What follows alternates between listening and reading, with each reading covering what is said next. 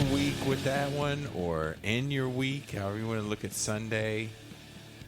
But happy Sunday, everybody. For the majority of you, you're hearing this Sunday morning. Thank you guys for joining me. My name is Jason Miles, and this is Revolution Podcast.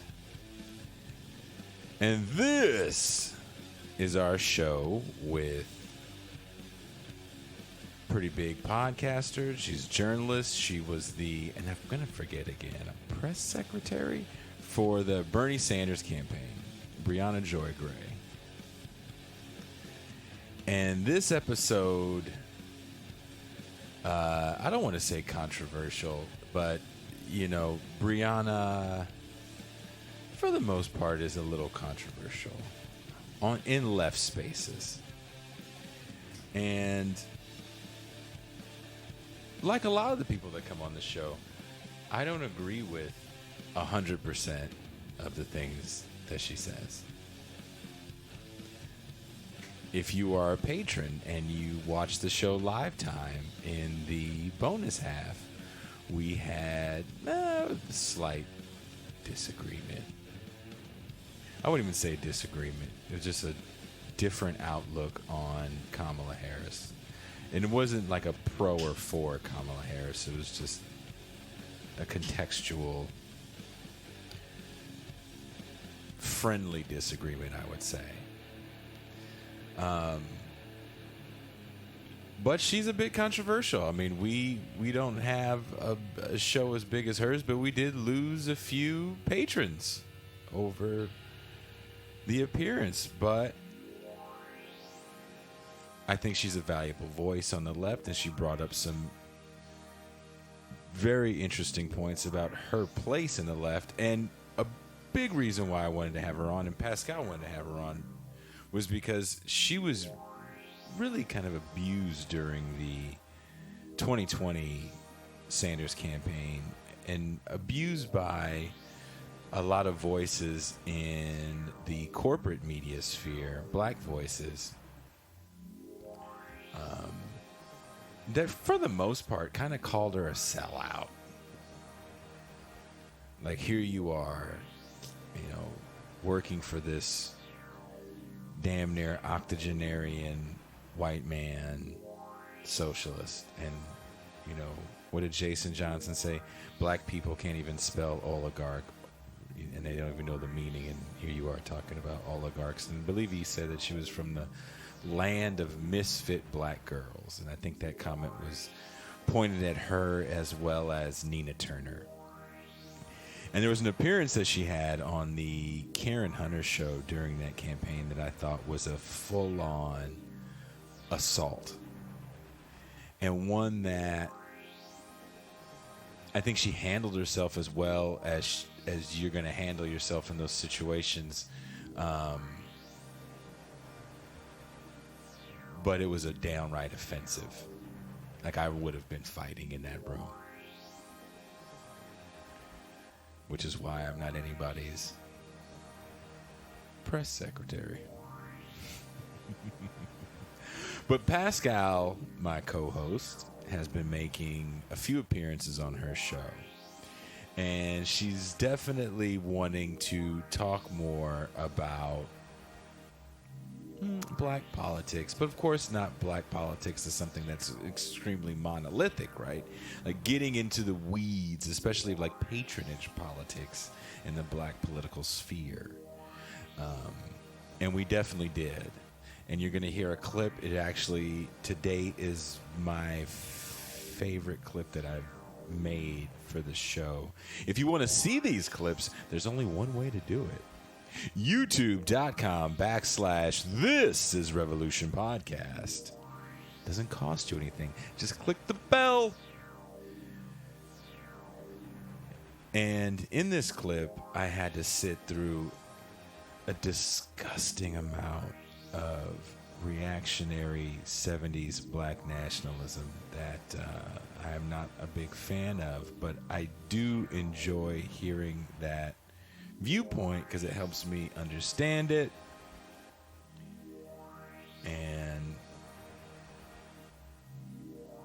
how we can kind of build off it, because there were some positive things that are said, but generally I had to hear a lot of almost Tucker Carlson-esque talking points. And I put some of those in the clip. And then I ended the clip with an episode of a show that a family member of mine was on, actually, Good Times. I have a cousin who sadly passed away, but she had a recurring role on Good Times. But one of the things that's interesting about Good Times is that Good Times, and it was hard to actually find an episode, and Peacock is real particular about taking stuff from them, so I took as little as I could. But they have a character named Alderman Davis, and that character kind of exemplifies everything that we discuss on the show.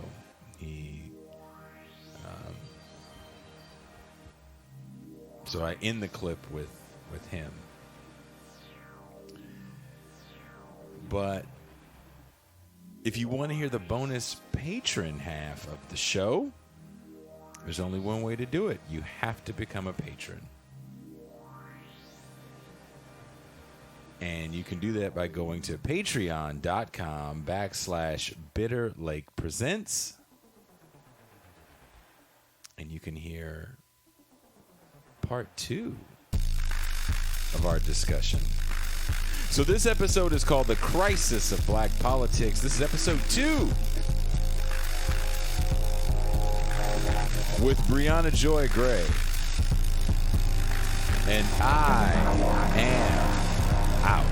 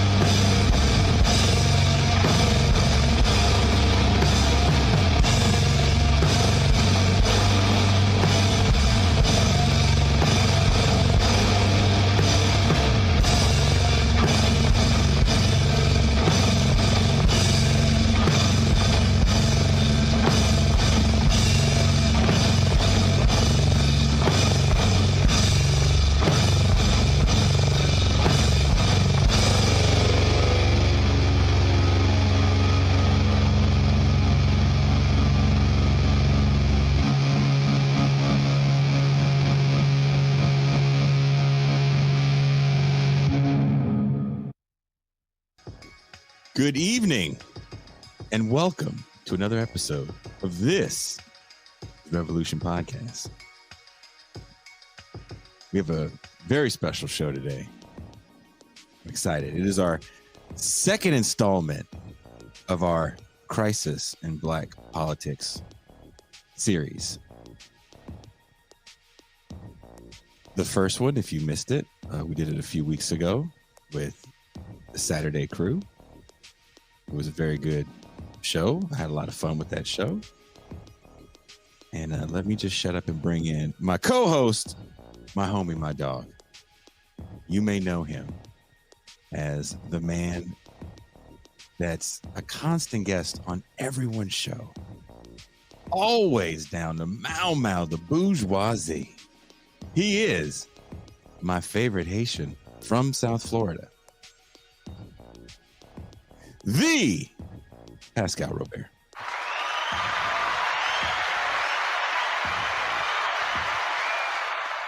Peace and greetings to the chat. Peace and greetings to the audience. Peace and greetings, Jason Miles. You know like 3 Haitian people your whole life? 7. Okay. And you're in the top 4. I'm so honored. I love you people. You people, that's priceless. Anytime I see French-speaking Negroes, I'm just like, I'm fascinated. French-speaking Negroes. That's why we're such good friends with the Reed family. They don't speak French, man. But they're French-ish Negroes.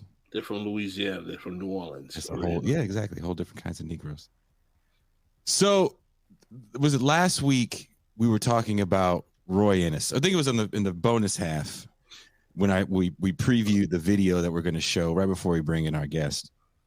And I did look because I said that I'd love to get a picture of Roy Innis choking the fucking life out of that Metzger kid. And I found it. And I made it the background of the show. You're always creative, Jason. I just want you to know that that's what that is. That's Roy Innis choking the fucking life. I would have more interested to see you put a background of Roy Innis get into a fist fight on live TV with Al Sharpton when he was still fat and wearing Dookie gold chains. So apparently, Al Sharpton instigated that on Morton Downey. This is all from Morton Downey's production crew. You know, Morton Downey's long gone. And I don't even know if our guest remembers Morton Downey. I don't know if she's old enough to remember Morton Downey. Morton Downey, for those that don't remember, was outrage news, cable news, late night show based out of New York. So when cable was really starting to pop off, where you would get like local channels from other states, like I would get TBS, and then there was a WG in Chicago. There was a New York station that I got, and it would play Morton Downey Jr. show at night, because me and Teray would talk about this, because I think he went to a Morton Downey show. Did he admit that to you publicly? Yeah, we had a whole fucking conversation, a long ass conversation about Morton Downey Jr. And apparently, I think what's his name wanted some money to appear on the show, and he was like, "I'll get you the ratings," and he like instigated the whole fucking Roy Innis slap to cash a check. Like this shitty guy, man. So this is Morton Downey's production people telling the story years later. Al Sharpton was not on the documentary, but there's an interesting documentary. I forget what it's called, maybe Provocateur or some shit like that. But before we bring in our guest, I made a clip, and for those of you that don't know, sometimes I ask Pascal for some ideas. And I told Pascal I'm going to make this clip. And I said, I want to make this just one of the best clips ever, because we had a bit of an idea before this. I'm not going to get into that. But he goes, you know what you got to do? You got to watch that Tony Brown's Journal. I was like, there's no clips of that. This shit's like fucking 2 hours long. Well, you know what you got to do? You got to watch the Gary, Indiana convention. I was like, nigga, that's like fucking an hour and a half long as well. So I had to watch so much Black nationalism shit. It's making me very angry. So please enjoy this clip.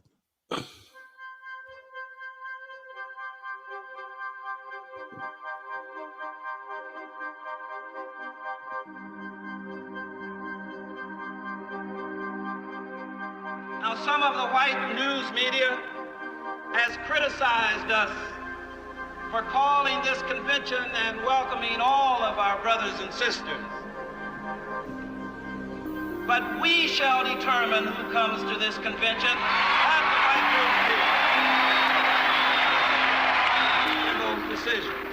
We demand that any party which asks our support acknowledge the inhumanity every black man, woman, and child faces in 100 different ways each and every day of his existence. In the history of American politics, there has never been a movement rooted in improving the lives of working class and poor Americans that did not include black people.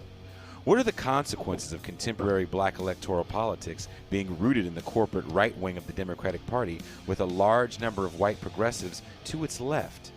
How can working class black politics be brought to life in order to challenge this reality? We will ask former Bernie Sanders communication director Brianna Joy Gray that question and more. This is Revolution.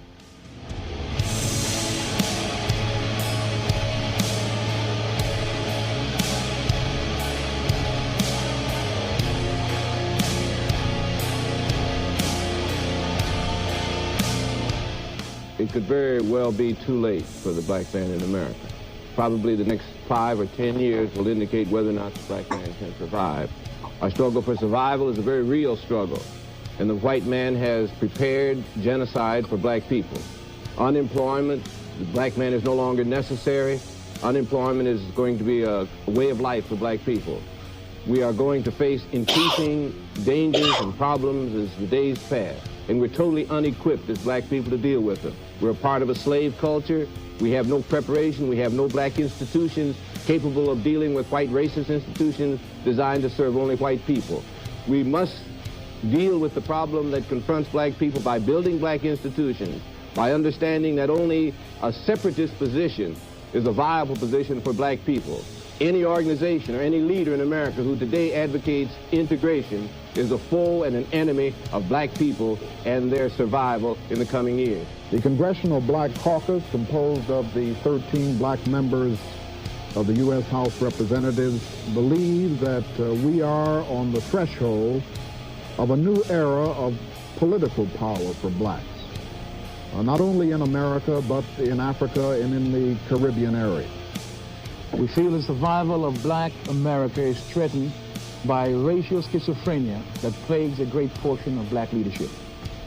Malcolm called this problem the problem of the house nigger against the field nigger. Its destructive ramification exists yet today. Black masses are governed and led by an elite few who have split loyalties between their black and white families. These racial schizoids are leading us down the path of racial genocide through the propagation of forced integration and the calculated assimilation. Black people could very well disappear as a people and certainly lose all prospect for black political, economic, and social power and unity. It's getting close to election time, so I thought I'd drop in on my favorite project people, the Evans family.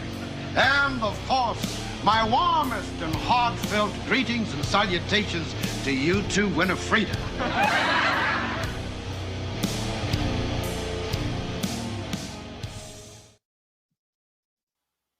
Pascal, I hope you appreciate the Good Times clip at the end.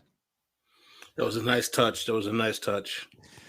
So without any further ado, our guest is the host of a very successful podcast, the Bad Faith Podcast. She is a journalist. She's a lawyer. She was comms director for the Sanders campaign? No, what was she? Something to that. Director of press. Press secretary. She's press secretary. I can see her in the virtual green room giggling at me fucking up her title. She is the Brianna Joy Gray.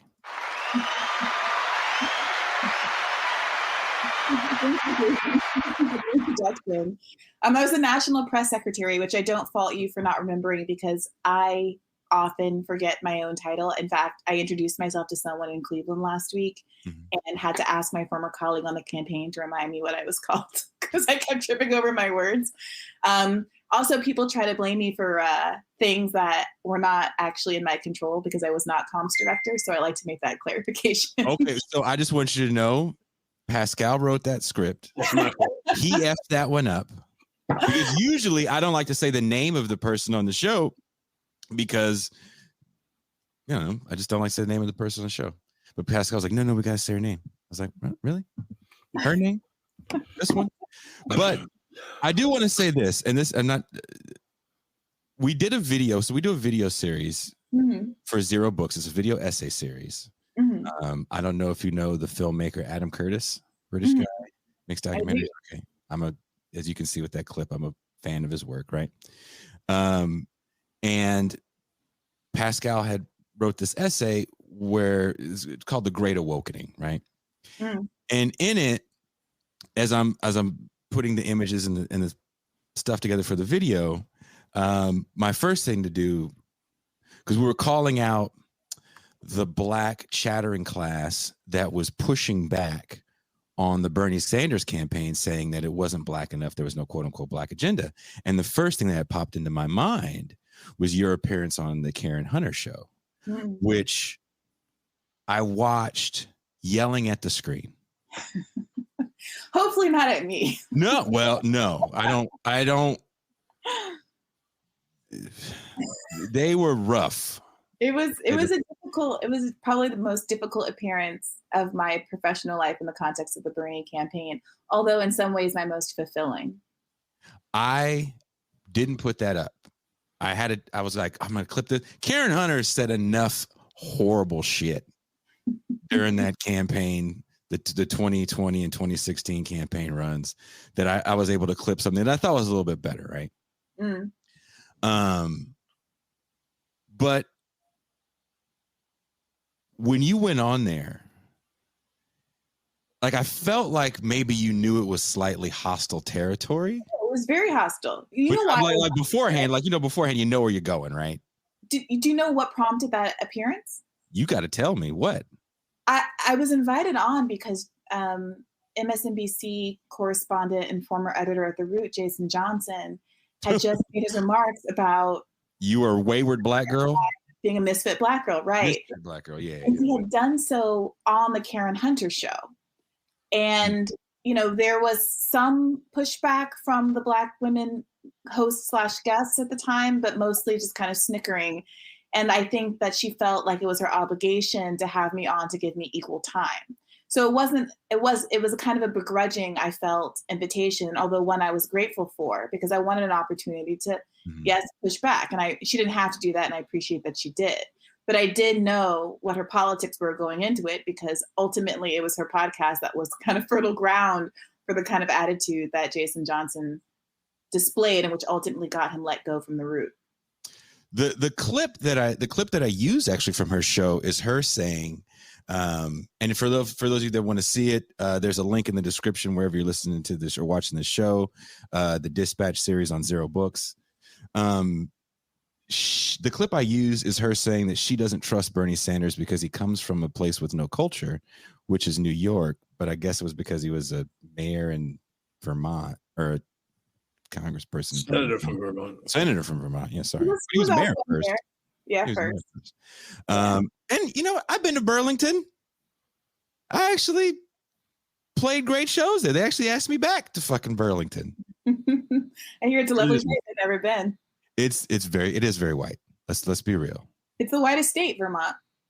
Is it? Has Vermont been in North Dakota? I'm pretty sure it's the whitest state. There was a whole discourse a couple of years ago about how Bernie Sanders was bad because Vermont had a disproportionate number of black people incarcerated.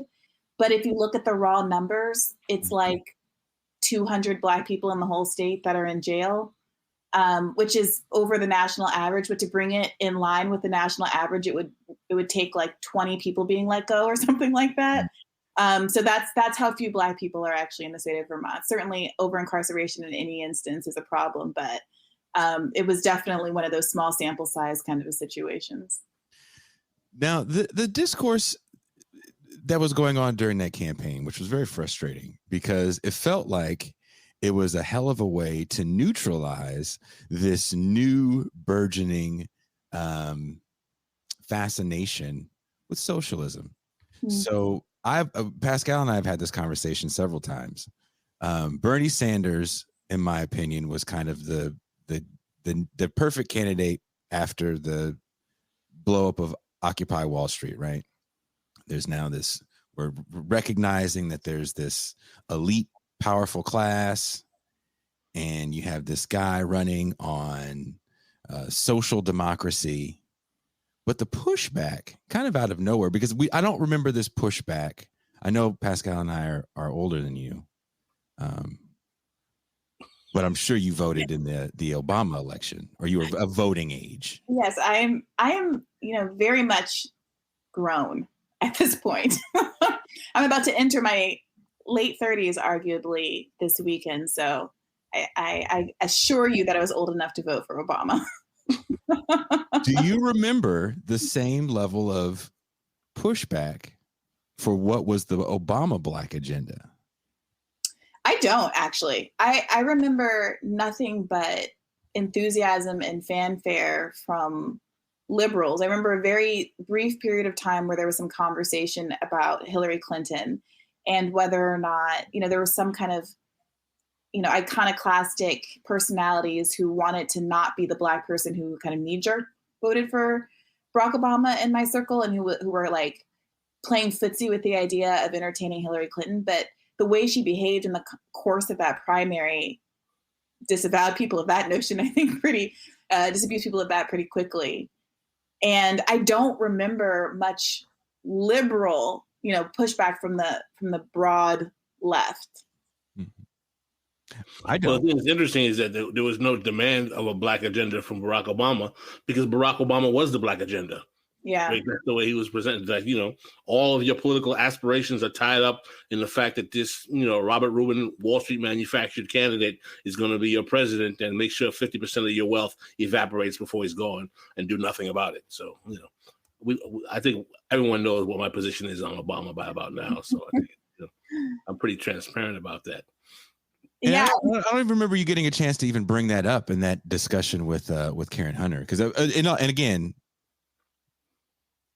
if you guys want to see it, it's definitely on the internet. But it's like Bree against, was it 3 or 4 people in the studio? I believe there were 3. I mostly remember Karen Hunter and the gentleman who is a kind of her Robin, as it were. Quivers or Batman's Robin? No, I mean, I guess Batman. Combination of both. But I meant Howard Stern, his Robin Quiver. Okay, yeah. Yeah. I like the Batman Robin with Robin Quivers in Robin's costume. Robin Quivers, yes. Yeah, that guy was the worst, and Karen Hunter is the worst. You handled yourself a lot better than I would, because it would have got real hood in there fast. Well, I will say I did have some allies. I went to the bathroom afterward, and a couple of the young producers or interns, young women in their like early to mid 20s were in there, and they're like, well, we're so sorry. We all like Bernie, and we really appreciated you coming on. And so I know when you're in a situation like that and it feels really onerous and you're in the thick of things, that it's not representative of the world as a whole. And there are people listening who are willing to consider your view a lot more than the person that you're engaging with. And that's what keeps me level-headed when otherwise I might feel inclined to pop off, as it were. One thing, and I'm going to pivot to Pascal. One thing you actually bring up, Pascal, a lot, and what I saw in that interview, and the reason why I bring that up, we're talking about a crisis in Black politics, and here you have one of the largest figures in Black political media in Karen Hunter, right? Literally attacking you from the right. And one thing Pascal talks about, and we were talking about it in that video essay, The Great Awakening, is that you have, for the first time in history, white progressives that are far to the left of Black liberals. Mm-hmm. Pascal, did you want to? Yeah, well, that's pretty much the theme of our show. That's not the theme of our show. It's going to be the theme of my book. But one of the things that motivated Jason and I coming together to do this podcast, besides the fact that we both are friends of Torrey Reed, who decided, because he knew I was thinking about starting my own podcast, and he kind of put us together, is that one of the things that frustrated both of us pretty extensively was the fact that we saw the not just the chattering class, but particularly the Black neoliberal chattering class intentionally try to paint socialism as a white thing. Yeah. Now, for me, as someone who had been writing at Black Agenda Report since 2010, I was enraged with that depiction.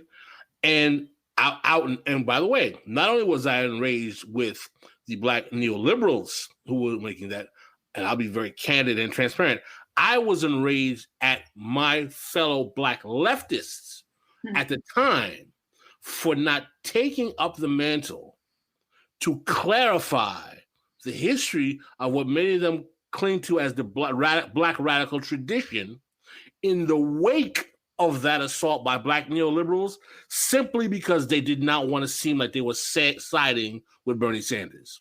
And I publicly, in a Facebook post, called out many of my comrades on the Black left and said, listen, I'm not asking you to cape for Bernie Sanders, and I'm not saying that I love Bernie, because I didn't vote for Sanders. I didn't support him because of his foreign policy, when I felt he was kind of weak on foreign policy in 2016, even though everyone knows I despised the Clintons. I wasn't a Democrat anyway, so I couldn't have voted in the primary. But the point that I made was that it's kind of ridiculous for us who are Black leftists, socialists, and Marxists to make Bernie Sanders public enemy number one when he's running in a primary against Hillary Clinton. Right. And yeah, I mean, my entire career in journalism was sparked by my similar frustrations. I just was an attorney minding my own business in 2016, but I supported Bernie Sanders. I was introduced to him by my mother, who has always been historically a third-party voter. Obama was the first vote for a Democrat in her lifetime. Green Party? Is your mom part of the Green Party? I don't know if she would identify as such, but she has historically voted Green. Gotcha. I mean, she registers as a Democrat because typically you have to vote. I mean, certainly in New York, you have to be a registered Democrat to vote in the primary. New York has some of the most retrograde voting laws in the entire country. So much for northeastern blue state liberalism. So I was so frustrated by the overwhelming media narrative that was so intense in 2016. I mean, we all just went through 2020, but just really remember how intense it was in 2016, where it was like the you ain't Black narrative that Biden said out loud this round was, a thread running through every word printed about the primary. If you liked Bernie Sanders, you couldn't be Black. There were 0 Black Bernie supporters, went the narrative, completely erased anybody but 20-year-old bearded men living in their mother's basement from the public idea of what could be a Bernie supporter. And so I started a podcast actually in the month leading up to the election with one of my best friends, who is also not white. He was, he's Korean American and gay. And we were like, okay, we both like Bernie. Let's just talk about it and at least, put a face on this idea. And I started writing the next year, in part to draw attention to that podcast. And my articles were all about, Bernie Sanders and identity politics and how identity. For the Intercept at that time? No, at this time it was Current Affairs. Current Affairs? Okay, sorry. Yeah, no worries. Another Black writer at Current Affairs who I went to law school with but didn't really know, we ended up on the same side of a lot of Facebook arguments with our mutual classmates who were kind of using this kind of racialized rhetoric to justify their support of Hillary Clinton. And we became friends because we were like the 2 Black girls fighting this fight every day. And she wrote for Current Affairs and ended up putting me on with the magazine. And then those articles did very well, and I got more opportunities to write. And then in the beginning of 2018, Ryan Grimm at the Intercept reached out and asked if I wanted to come on as a senior politics editor. So really my whole journey away from the law and toward journalism, which is what I always wanted to do, was really sparked by my kind of unbridled frustration. I could not keep in how, angry making the narratives were back in 2016 about the impossibility of anyone who was non-white supporting progressive politics. Truly progressive politics, which is a big reason why I started this show, was to try to bring back this, our connection to progressive socialist Marxist politics. This has been part of the Black tradition since the 19th century, man. The Colored Farmers Alliance. Yeah. So I want to ask you a bit of a personal question. How did you feel getting this attack from other Black people questioning your perceived Blackness because you literally were for policies that historically Negroids have been for some time. Like, seriously, I want to know, how does that make you feel when you are the black girl going out capping for this, as they said it, 70-some-year-old white man? How many times did you hear that? Right? Yeah, what was so funny is that I might be forgetting someone, but it seemed to me that everybody in the presidential race in 2016 was white. Yeah. Well, Kamala Harris, right? In fact, I, as a Green Party voter in 2016, actually had a black person and a woman on my ticket. That's who I voted for in 2016. So did I. In the general election. Friend of show, Ajamu. Right. And, we also interviewed him on Bad Faith Pod recently. So, it was insane. I mean, just really, I don't want to like traumatize people by taking you back on this historical journey to 2016. But Hillary Clinton somehow was our abuela. There was an article that was like, Hillary Clinton is the real black woman. There were the way the arguments were being framed about Bernie Sanders and his whiteness, you truly would have thought that Hillary Clinton was born in a small village in Nigeria. Like, she was just going to be the blackest person who ever stepped foot on the planet. There was the whole narrative about how, Hillary, there's some like apocryphal story about, it takes a village, basically, one of these narratives that Hillary talks about learning from an African woman. Like, there was all of this hot sauce in your bag. I don't care if she really does carry hot sauce in her bag. It was all part of a narrative that was supposed to make Hillary Clinton seem like the black candidate, like the candidate of color. Like, it was like this collective national delusion. And I had all of these white coworkers haranguing me on a daily basis, talking about how somehow I didn't get what black people really wanted. One colleague of mine, one classmate of mine argued that it was disenfranchising black people. I don't want to dig up old things because we've gotten past this and I consider her friend again. But, she argued that it was, quote, disenfranchising black people to vote for Bernie Sanders after the southern states had voted and Hillary Clinton had overwhelmingly won them. At that point, black people had spoken. Therefore, for me to vote contrary to them was literal, quote, disenfranchisement. When Teray was on the show, we talked about when Bill Clinton ran for president, and Teray reminded me that it was Toni Morrison that calls him our first black president. Toni Morrison. Yeah. Although, didn't she say that? Wasn't there some context and she regrets how that had spread? She ended up paying Ishmael Reed a bunch of money to write a play shitting on Hamilton. So that for me is her redemption arc. The contextual reality in terms of policy, right? That you had the black shattering class who prior to 2016 had been caping for the Clintons since 1992. Let's not forget that it is through the machinations of the black political class, Vernon Jordan, and as well as, what is the name of the brother who was the lawyer who worked on had Bill Clinton's campaign, the black guy, that bullet in the head on a plane, died. Oh, come on. What is his name? Black guy? Yes. Help us out, chat. Oh my God. Yes, he was Bill Clinton's. Vernon Jordan? No. Not Vernon Jordan. He's just died recently. 1992. It was not Phil Foster. Oh my God. I gotta find it. Ron Brown? Brown. Thank you. Yes. All right. I just Googled it. I don't actually know. Yes. Ron Brown worked on Bill Clinton's campaign, and it was basically through the black political class putting pressure on the Democratic Party to help create Bill Clinton.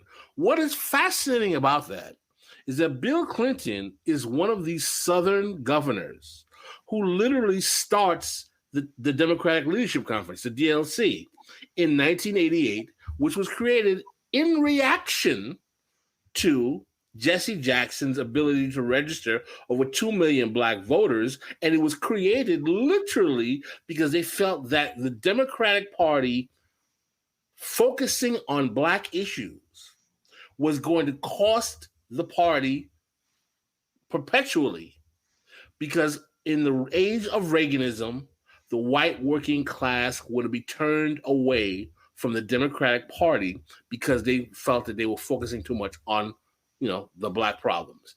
And that the policy decisions of the new Democrats, the third way Democrats, which come about with the rise of the DLC. By the way, guess what favorite civil rights hero and congressman was a signatory of that DLC? You know who it is? Can I tell you, Brianna? Tell me. John Lewis. Mm. John Lewis was a signatory on this institutional move by the Democratic Party to gut and throw black issues under the bus in order to appeal to corporate funds and corporate money and use black people as a scapegoat. So what happens with the rise of Clinton is that the Democratic Party early on doubles down on the Clinton, Nixon, underclass ideology that black people are broken, no policy can use to fix them. You get the welfare mothers narrative with the cut to welfare, with the cut of AFDC. You have the mass incarceration policies that augment the already existing mass incarceration agenda that comes from Nixon and continues under Reagan. You have, of course, the deregulation of financial services that eviscerates black wealth in the 2008 subprime mortgage crisis. Don't get me too particularistic about Bill Clinton's policies towards Haiti as well, or Rwanda, or anyone else in the African country. But Bill Clinton and the Clintons, and I've said this before publicly, I said this in the Real News Network, there has not been a president that has done more damage to black people in America than Bill Clinton, perhaps going back to Woodrow Wilson. And the sheer fact that these fat-back and biscuit-eating Negroes of the black chattering class and the black political class caped for this vampire, not once, but twice, second time with his wife, indicates the sheer bankruptcy of this phenomenon we know as black politics. Yeah. I'll stop there, and I'd like to hear your reaction. Yeah, I couldn't agree more. I mean, I remember that the only moment of pushback from anyone who was perceived to be, I think, credible or had a significant platform was that Michelle Alexander article. And it came too late. I mean, it was appreciated. I don't know if you remember, I think it was in The Nation. I do remember. About why it was called something like why Hillary Clinton doesn't deserve the black vote. And it made the case. And she was right, but it came too late in the game. And there was nobody else who came out of the woodwork to support her in that view. In fact, I remember at the time, obviously we all know that Ta-Nehisi Coates, especially in that moment, was like the voice of Black America as far as white peoples were concerned. Brianna, wait a minute. Can you say that again? Brianna? Ta-Nehisi Coates was what now? Say it again. As far as white liberals were concerned, the voice of Black America. He was Ta-Nehisi Coates. Ta-Nehisi Coates, who wrote an article before he got radicalized, talking about how he agreed with Bill Cosby's pound cake speech. Didn't know that. Right. I don't even remember that. What I remember, though, very clearly from 2016 was obviously the Case for Reparations article, which was very long and had a lot. And it moved you, didn't it? It moved you, didn't it? It was substantive in plenty of other respects, but he couldn't resist dropping this Bernie hit job at the end, where he says that Bernie is somehow unique in his lack of support for reparations, even though his stance was identical to Hillary Clinton's and even a smidge better than Obama's. And that became a whole narrative cycle where suddenly it had the benefit of putting reparations back into the national discourse, but it seemed very cynically only for the purpose of sidelining and marginalizing Bernie Sanders. Because of course, even though Hillary Clinton could be criticized and should have been criticized on the exact same basis, it was never about a substantive broader left support of reparations for these people. It was a cynical deployment to marginalize the left candidate. It was a demobilization tactic to basically find a way to put a dagger in the idea of Black people supporting a socialist or democratic socialist or a socialist light agenda that has been the norm for Black politics since Martin Luther King, since A. Philip Randolph, Bayard Rustin, Malcolm X. Show me a capitalist and I'll show you a bloodsucker. Yeah. The Black Panther Party, going back to the Black socialists and communists of the 1930s and 40s. Yeah. Ella Baker. But again, because some of these folks know Black political history, some of them don't care to learn, because their paychecks are tied to propping up these neoliberal vampires, these corporate-friendly Wall Street pawns that have been grounding Black people to powder for decades. Right. Well, they realized that the most dangerous thing to the ruling class in this country was to have Black people shift their politics from the neoliberal flank of the Democratic Party to a left politics that was rooted in material policy that would benefit. That's not race. Let's be honest. That's not race first politics. So I felt like a lot of the conversations that I would see you in when you were with these very antagonistic figures of the Black chattering class were race first politics. And the great Cedric Johnson, who I hope you have on your show very soon. You got it, Cedric. I've been reading his book to kind of get ready for today, Revolutionaries to Race Leaders. When you look at where race first politics have gotten us, and also go back and watch the show with Preston Smith. Where did any of that great society shit get us? There's Ebony magazines. I was mad at Pascal because I was like, Pascal, can you please just pass this on to Bree to get her ready for the show today? And he's like, she's going to be fine. I was like, I know she's smart, went to Harvard. I got it. I read the bio.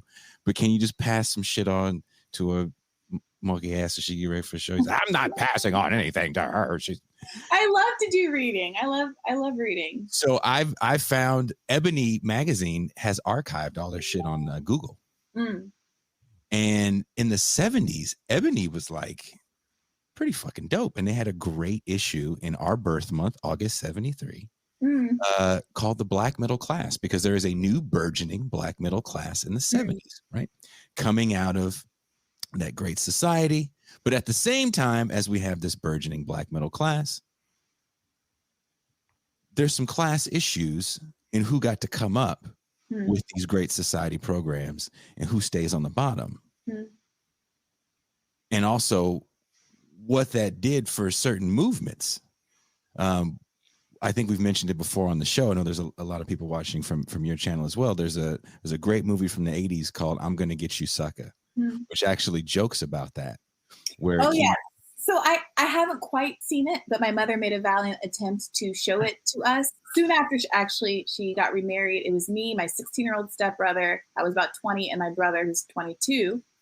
And we were all at my stepfather's house for the first time. And she said, let's watch this classic Black film. And she forgot that it opens with a sex scene with an underage, and I believe a sex worker. So that lasted about 5 minutes. Well, but I'll give it a watch now that I'm give it a new watch. There's a scene with the now late Link Hayes of Mod Squad fame. I can't remember the gentleman's real name. He played Prince's dad in Purple Rain, but he plays. He recently passed away. There's a scene where Keenan Wayans' character is trying to rally. Oh no! Actually, that was Sweetback. I'm sorry. She tried to make it was very fast. It's like Mario Van Peebles. Yeah. Yeah. Sorry. My bad. I should have interrupted. Go ahead. But close enough. Oh, she disappeared. Did she? Yeah. What happened? Deep State, dude. Did the deep state take out Brianna? Are you serious? I'm not joking. Clarence Williams III. Yeah, the deep state just snatched her up. Yo. She totally disappeared. Let me see if we can get her through. That's insane. But anyway, I wonder if she lost internet. She probably lost the internet. She'll be back. Deep State totally snatched her up. Somebody said Cuba's mad he's not doing Foreign Policy Thursday. She's back? Yeah. Oh. Can you? Hey. Uh-oh. I'm so sorry. I don't know what. I don't know what just happened. See what you guys did to her? Did you lose internet in your apartment? I maybe I just got kicked off for a second, but you can hear me, right? We can hear you just fine. I can't see you. Okay. Oh, there she goes. Okay, I'm sorry about that. Weird. Yeah, I'm sorry about that. No, Deep State. We have, we get little internet blurs, so usually we're like, oh, Deep State got him. Deep State got him.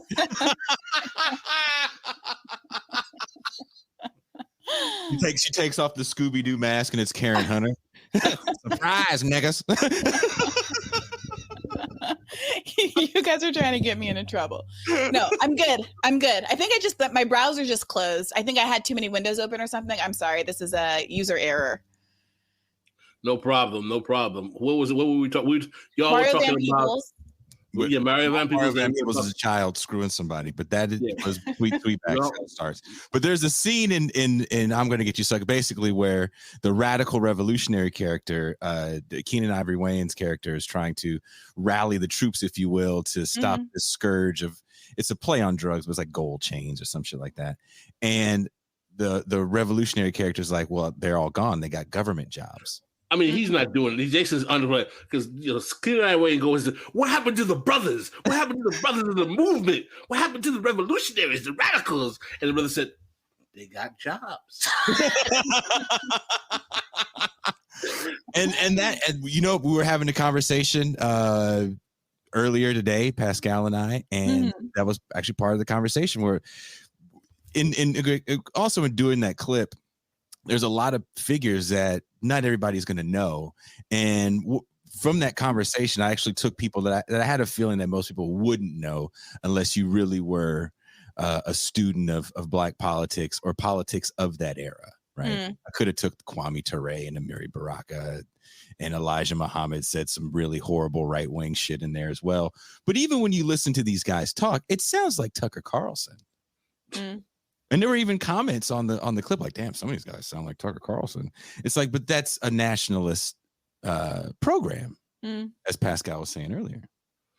Yeah, well, there's a certain kind of component to aspects of Black, because there are different types of Black nationalism. You have revolutionary nationalism, which is the Black nationalism of the Black Panther Party, Black Liberation Army, which is based on socialism, dialectical materialism, challenging class, but it still is rooted in the concept that Black people are an internal colony. Then you have petite bourgeois Black nationalism, which is like, we shall uplift the race by the fact that we have all these degrees and professional status. And we, that's kind of like the NAACP, Urban League, Talented 10th, Black nationalism. And then you have the classical kind of segregationist kind of Marcus Garvey, Nation of Islam, Klieg type. Reverend Klieg, the pastor that was in that video, the intro video, is the pastor from a very known Black nationalist church in Detroit called the Shrine of the Black Madonna. And if anyone knows anything about Detroit, the Shrine of the Black Madonna is a sacred holy ground of like Black nationalist meanings. In this politics is very, very popular in a lot of places. As someone who was a Black nationalist in one time, as I was, Harlem in New York has a lot of Black nationalists. It had anyway a Black nationalist overtone because of Harlem. Chicago is still a big time Black nationalist kind of city, and Detroit also. It's not surprising that these are also three places where the Nation of Islam was very big as well. So as someone who came out of Black nationalist thinking, as I did early in my years, I realized after doing literature and reading on the history of this kind of ideological philosophy, which is an organically, African-American tradition. There's a great book called The Golden Age of Black Nationalism by a man named Wilson Jeremiah Moses. It's actually a conservative project.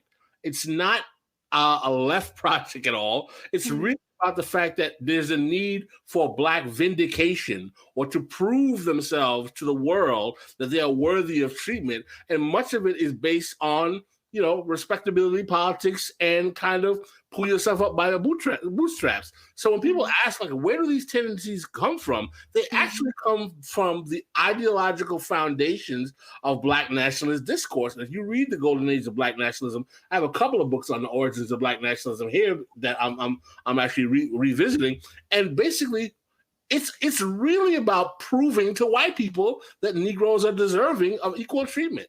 And one of the problems I've always had with that vindicationist, I wrote a piece that I told you about the politics of redemption, that Black people need to be redeemed with that posture, is that, number one, it never happens, all right? And number two, that this, what makes Black people in this position is about policy. It's about capitalism. It's about how political economy affects them. Not that Black people are psychologically broken. One of the things about me, if you'll get to know me even more, Brianna, is that I despise when people say things like Black folk are damaged, Black folk are broken, Black folk need to heal, Black folk need therapy. I mean, how would you feel if Tucker Carlson said all that? Because if you're saying it's true, you should have no problem with Tucker saying it, right? But this just demonstrates how even there are political traditions within the African-American political tradition that are really rooted in this kind of demobilization. And one of the things I noticed about Black nationalism when I read the origins is that the progenitors of Black nationalism weren't even slaves. They were free people of color. They were Black men, most of them were men, in 1850, who created this philosophy in reaction to the Fugitive Slave Act because they realized that free people of color would be possibly threatened with coming back to the South. So as a result, the whole concept of back to Africa, we should leave, we need to circle the ranks.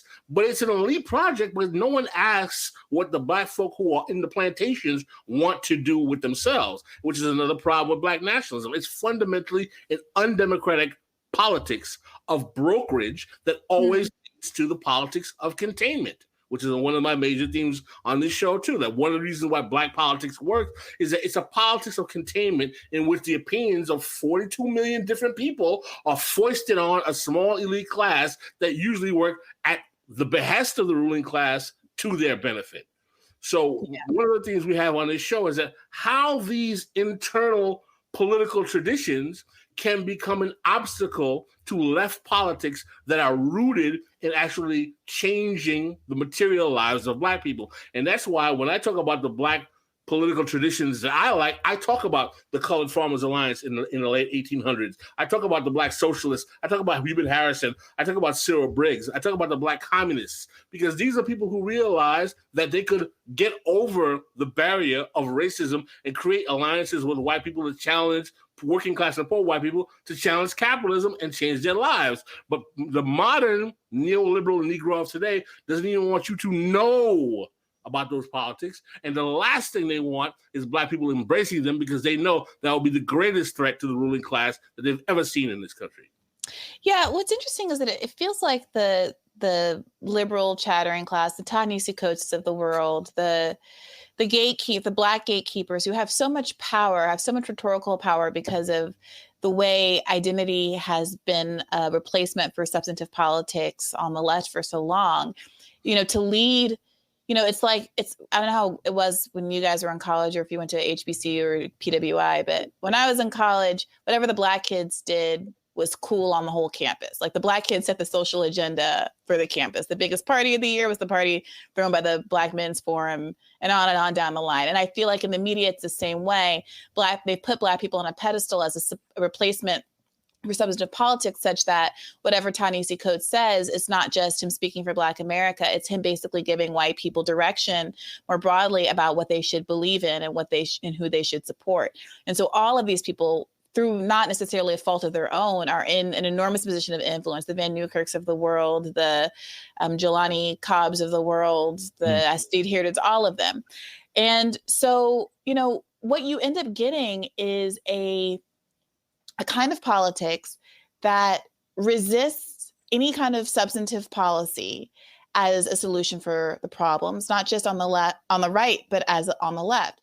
So on the right, and you saw this with my recent discussion with Glenn Lowry, there is the personal responsibility conversation that is a justification or a proposed solution for racial disparities and inequity is to say, well, Black people just need to get their house in order. Not policy, Black people need to get their house in order. And on the left, you have narratives about racism, often which are true. There's for sure racism. It's happening. But that becomes a replacement or a stand-in for actually pulling any kind of policy lever that could help to deal with the underlying effects of racism, the material effects of racism. And instead, they want you to engage in this project where they cure racism, which is a very valiant goal. I also hope we cure racism. I am open to and supportive of any plan anybody has to cure racism. But in the interim, I just would humbly suggest that you should make sure people have housing as a human right, healthcare as a human right, a living wage, and on down the line. But when you start having a more materialist analysis, which none of the Black chattering class do, whether or not because they are intentionally trying to be agents of neoliberalism or because they simply have drunk their own Kool-Aid and are part of this culture that truly doesn't have any confidence or awareness of the ability of policies to actually affect change, because we haven't had any substantive progressive policies in 80 years. You don't see it. And so you get two parties and two media narrative cycles that are both really aimed at deflecting from doing anything meaningful, substantive, and purposeful. And that's the place that we're in right now. And that's the kind of re-education that I think we need to do, not just in the context of a campaign cycle, but all the time. Because these people, they genuinely, sincerely believe at this point that there's no coalition that could ever be made with a white person, that poor white people are genuinely committed to racism more than their own uplift and will vote against any policy that has benefits for Black people. At the same time, they say that and they believe that to be true. And there is some empirical evidence for that, right? Like, it's not an accident that we get welfare queen narratives and all these kind of things to turn people off of these social programs. But if you believe that, at the same time, the same camp will say you have to frame every policy in explicitly racialized terms. So even universal policies, the narrative you have to pitch to get any kind of pickup in the media is Medicare for all is going to cut the maternal mortality rate gap, which it will, or student debt relief is going to cut the wealth gap, which it will. And all these things are true, but there is this interesting tension that emerges where the same group of people who resist the idea of any multiracial coalition because white people are turned off from policies framed in racial terms absolutely insist that every policy is framed in racial terms, or else it's somehow trying to betray Black people or sneak something past or, kind of betraying your values. And there's a real confusion about, having a certain dexterity with messaging and actually running away from your core principles, which is what neoliberals, the Clintons principally ultimately did. Part of the problem with this posturing is it fails to understand the reality of something we talked about on your show, and I've talked about several times about how Black politics actually works. This doesn't happen because Black people don't realize why Social Security works for them, why Medicare works for them, why the VA hospital works better for them than having no health care. This happens because Black politics, as we've talked about, is a politics of containment where you have the Black political class using membership organizations, Black churches, HBCUs, civil rights organizations to curate the members of these organizations to infiltrate the social ideological superstructure of Black communities in exchange for patronage they get from corporate Democrats, which they give to these constituents in public good services to leverage their affiliation to basically push Black voters into the neoliberal faction of the Democratic Party. I wanted to read something before we go. We're coming up on the end of the hour. This is from SNCC activist Phil Hutchings from, I believe, 1970. Phil Hutchings may have summed up the limitations of Black control best during his speech, this is 1968, at the 1968 Newark Black Political Convention. Hutchings argued that Black municipal control would not deliver the kinds of fundamental changes radicals desired because of regional, demographic trends, and powerful political and economic interests. The movement of more affluent residents to suburbia and the advent of regional planning and metropolitan government schemes undermine the ethnic incorporation model implied in notions of indigenous control. When we say indigenous control, we mean Black people indigenous to their area. Hutchings concluded that Black control would not resolve racial inequalities. In an especially prophetic moment, he foretold the mid-70s shift towards left politics that would follow as the new Black political elite took shape. Quote, "It may be that Black people will have to have Blacks in power over them within the confines of this system before they can truly recognize the necessity to organize against capitalism as well as the racist aspects of America. Indeed, the pitfalls of nationalist consciousness became more apparent as Black indigenous control became a reality in many American cities. Following the election of Gibson," we're talking about the first Black mayor of Newark, New Jersey, "many activists complained of enduring problems of police brutality against Blacks. By the mid-70s, latent tensions between radical activists and the Gibson administration grew into open conflict over a CAP-sponsored urban development project." We can get into that in the bonus half if you guys want to talk. Good book, man. If you haven't read it yet, Brianna, I suggest it greatly to check out Cedric Johnson's work. You got to have him on your show. That brother is one of my favorite political scientists. Yes, there are other Black left political scientists besides Adolph Reed that people can talk to. Preston Smith is an amazing encyclopedia. The latest Adam Curtis movie has this character named Michael X. It's a real person, and no one knew who the fuck he was. I was asking everybody. I'm asking Touré. Touré, you know everything. Who is this guy? He was like, I don't know the nigga. Adolf, I don't know the nigga. Pascal, never heard of the nigga. I texted Cedric at like 6 a.m. and he was like, "Oh yeah, Michael X." And he like rattled off his fucking bio in the text hella quick. Encyclopedic knowledge of this shit on a global scale. Love Cedric to death. What's interesting though, in that quote that you just read from Cedric's book from that brother who's a member of SNCC, he specifically says how it will take Black people being in control of Black people for them to realize the limitations of this nationalist thinking and how it's basically bankrupt. Yeah, I mean, that to me is what you were facing the whole time you would be doing press. It was kind of this resurgence of a early 70s, well, what you gonna do for us ass narrative. And the thing is, there's the real trick here is that they're people say, what's the Black agenda? And I'm like, also, yes, let's do a Black agenda. What do you want? Write it and I'll print it up. Write it and I'll incorporate it into the campaign. But the thing is, when people say that, the part that is missing from the conversation often is that they don't actually, outside of kind of like the Black capitalism, give loans to minority business owners, don't have a particularized program in mind. There's reparations and there's Black capitalism. Black capitalism. And that's not like, I don't mean that as a gotcha. Like, what is true is that overwhelmingly the issues that Black Americans rank as their political priorities and their policy priorities happen to be anti-poverty programs that are universal in nature. Yeah. Right? They're talking about that they have concerns about the affordability of education, the safety of their neighborhoods, housing stability, healthcare. The rankings for Black people and the rankings for white people, when you're looking at the top 5, it's like the same 4 out of the top 5, and they might be in a slightly different order, but it's the same priorities. And they're the kinds of issues that are going to be resolved by universal programs. They just are. And that doesn't mean there shouldn't be specific allotments and grants and reparations and ways to address the consequences of redlining and efforts to put more money into poorer districts. But the problem is, when you live in a racial caste system, even if you choose to control for race instead of class, you're going to be doing largely substantively the same thing, except you're cutting out some affluent Black people like myself, focusing on the people who actually need it. And so, what was so interesting in that dynamic is, well, tell me what you want. Tell me what some other candidate is doing that we're not doing, and we'll happily do it. Like, what is the thing you want? But it was never about that. It was never about a specific program.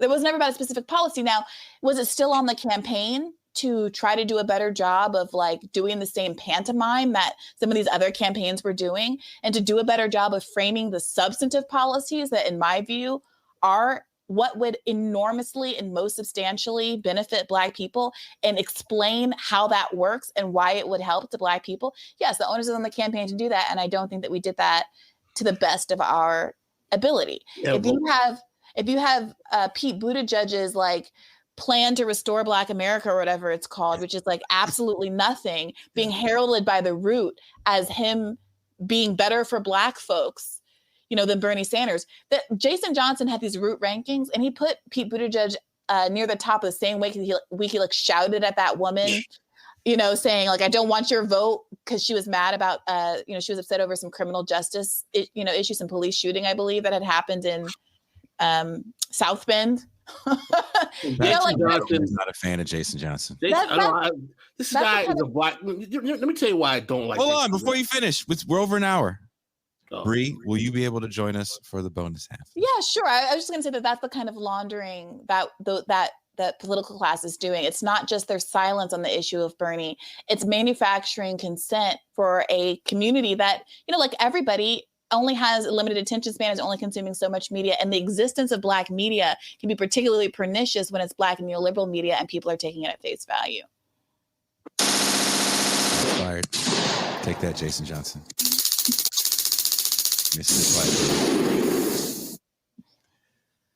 So, if you are a patron, we'll see you in like 5 minutes. If not, become a patron. Patreon.com/Bitter Lake Presents. Easy as that. You can see part 2 of this conversation where Brianna is going to settle this debate for Pascal and I over who is the greatest light-skinned R&B singer. And what is Black Yacht Rock? It's a real thing. And Frankie Beverly is part of it. And also, why did Pascal lie and say that he watched Star Trek when his Black ass doesn't watch sci-fi at all? I watched Star Trek as a kid, man. I watched the original Star Trek. Don't even get there. Go and ahead. Brianna and I will have a debate on why Star Wars is supremely better. Oh, Lord. You know what? I actually don't know if I can join this after show. There you go. I just got a text and